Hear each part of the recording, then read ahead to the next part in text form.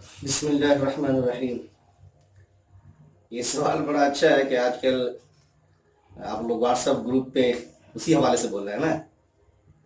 ہاں، اچھا جی، کہ ہر کوئی آج جتنے فرقے ہم مسلک کے لوگ ہیں وہ کہتے ہیں کہ ہم حق پر ہیں، ہم اصل مسلمان ہیں۔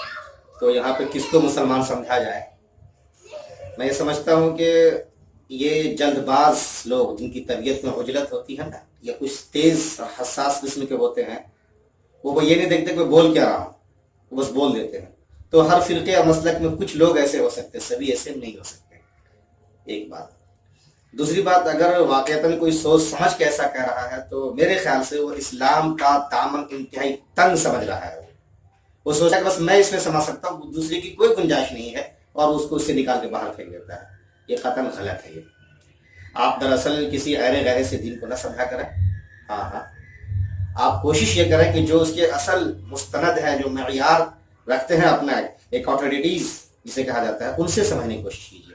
دین اصل میں ہے کیا کہ ضروریات کی دین جسے کہا جاتا ہے نا، جیسے اللہ پہ ایک ماننا، رسالت پر یقین رکھنا، آخرت پہ یقین رکھنا، قرآن کو آخری کتاب ماننا، اس کے ایک ایک حرف کو صحیح اور پکا یوں کا تو جیسے نازل ہوا تو وہ اس دن سے لے کر آج تک اسی طریقے سے اس کے اوپر یقین رکھنا اور ماننا، یہ ساری چیزیں، حشر نشر، عذاب قبر، جنت جہنم، ان تمام چیزوں کے اوپر جو لوگ یقین رکھتے ہیں وہ مومن ہوتے ہیں۔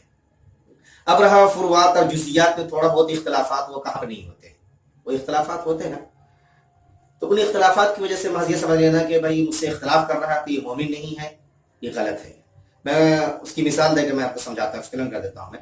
اب مان لیجیے جیسے ہندوستانی، انڈین، ہو از انڈین، انڈین کون ہے، یہ سوال اٹھ سکتا ہے نا؟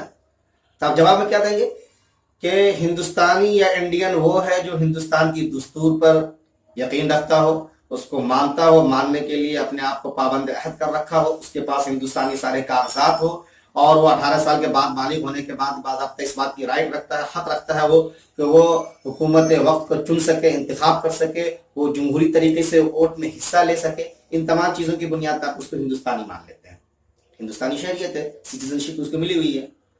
اس کے بعد اب آپ دیکھتے ہیں کہ آپس میں ایک دوسرے کتنا اختلاف رہتا ہے۔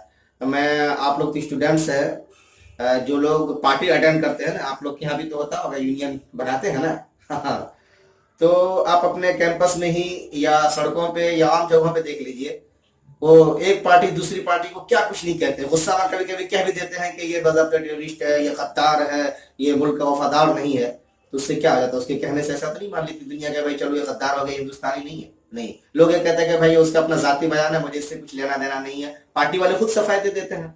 اس سے پتہ چلتا ہے کہ جو تیز قسم کے یا حساس قسم کے لوگ ہوتے ہیں، جو تنگ نظر ہوتے ہیں، نیرو مائنڈیڈ ہوتے ہیں، وہ اس طرح کی باتیں کہہ دیتے ہیں خلفشار انتشار پھیلانے کے لیے۔ اس کی حقیقت کچھ نہیں ہوتی ہے۔ جس طریقے سے یہاں پہ ان تمام چیزوں کو رکھنے کے بعد وہ ہندوستانی ہوتا ہے اور آپس میں اختلاف کرتے ہیں، اختلاف کو آپ گوارا کرتے ہیں، اسی طریقے سے یہاں پہ ہے کہ جو ان بنیادی باتوں پر، جس کو میں نے ضروریات دین سے تعبیر کیا ہے، کہ جس میں پھر دہرا دوں کہ اللہ تبارک و تعالیٰ کو ایک ماننا جس کو توحید بولتے ہیں، اللہ کے رسول کو آخری نبی جاننا جس کو رسالت اور ختم نبوت کہتے ہیں، قبر پر سلسلے میں قبر کے عذاب یا سزا یا جزا جو بھی، اس پہ یقین رکھنا، حشر و نشر پہ یقین رکھنا، کتاب پہ یقین رکھنا کہ قرآن کریم آخری کتاب ہے، اسی طریقے سے تقدیر پہ ایمان رکھنا، جتنے انبیاء کرام کا سلسلہ ہے ان تمام پہ ایمان رکھنا، یہ وہ تمام بنیادی باتیں ہیں کہ اس پہ اگر کوئی ایمان و عقیدہ رکھتا ہے اپنا تو وہ مومن ہے۔ اب اس کے بعد چند چیزوں کے لے کے اختلاف کو ہو جانا، ہاں اس کی مثال آپ دیکھ سکتے ہیں، جیسے آپ علیہ الصلوۃ والسلام کا جو معراج کا واقعہ ہے، جسمانی ہے جو روحانی ہے،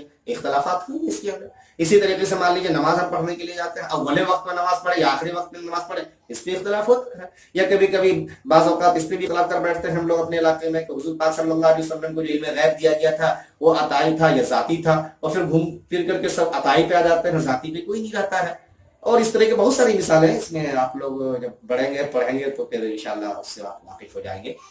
جو میں آپ کو سمجھانا چاہ رہا تو وہ سمجھ گئے نا آپ؟ ہاں، بس یہی ایک حقیقت ہے اور کچھ نہیں، آپ ایسی ویسی باتوں پہ نہ جائیں۔